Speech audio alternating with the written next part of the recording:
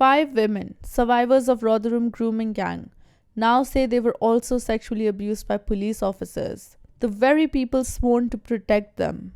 One woman says she was raped from the age of 12 in a marked South Yorkshire police car. This is not just negligence, this is institutional rot.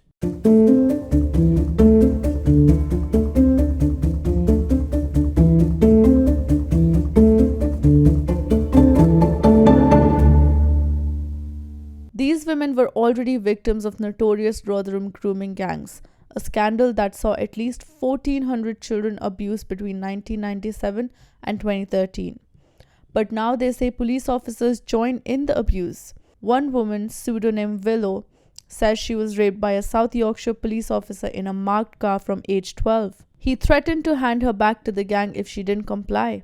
Another survivor says she was raped repeatedly in a squad by police officer while in care.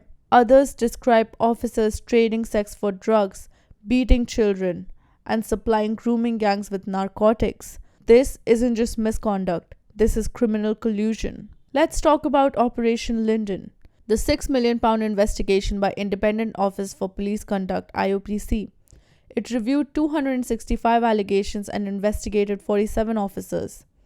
The result? No officers lost their job. Only a handful faced misconduct hearings. Survivors say investigation ignored police complicity. Amy Clowry, a solicitor representing victims, says the abuse by officers was beyond belief and the survivors have no faith in South Yorkshire Police. Professor Alexis J., who authored the original 2014 report, is shocked that South Yorkshire Police is investigating its own officers. She warns that institutions may prioritize protecting their reputation over welfare of children. Let me say that again. The same force accused of enabling abuse is now leading the investigation into its own crimes.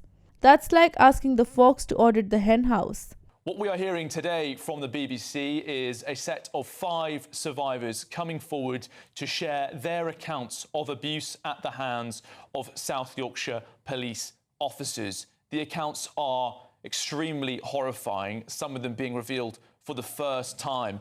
And Alex, we are hearing written testimony, plus also 25 other victims, their accounts being given, them saying that corrupt police or officers worked alongside the gangs or indeed failed to act on that exploitation.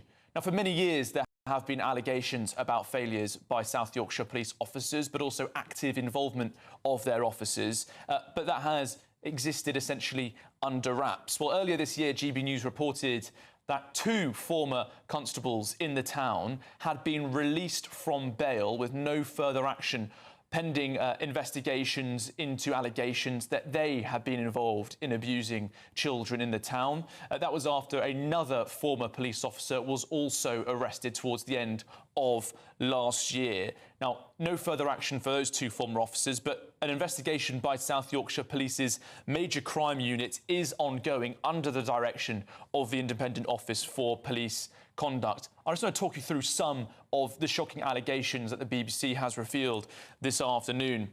They are referring to years of abuse from serving police officers from the mid-90s to the 2000s. At the same time as those children, most of them girls, were being abused by these gangs, which were predominantly from Pakistani heritage communities. One woman has told the BBC that as a child, she would hear a police officer having sex with girls in exchange for drugs and money. Another girl has claimed that she, as a child, witnessed a police officer supplying illegal Class A drugs to a grooming gang.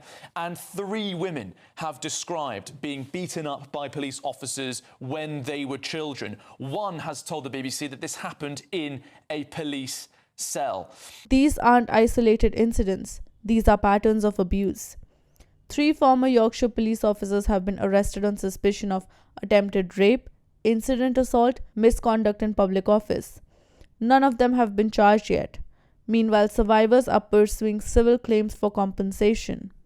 Survivors and lawyers are demanding an independent police force to lead the investigation, full accountability of officers involved, and a national inquiry into the police complicity in the grooming gang scandal. Even the IOPC admits that the investigation has now widened to include 6 women. This isn't just about Rotherham. It's about a broken system where predators wear badges and survivors are silenced. It's about asking when the protectors become the perpetrators, who do the victims turn to? This is Shivangi and you've been watching Newsroom.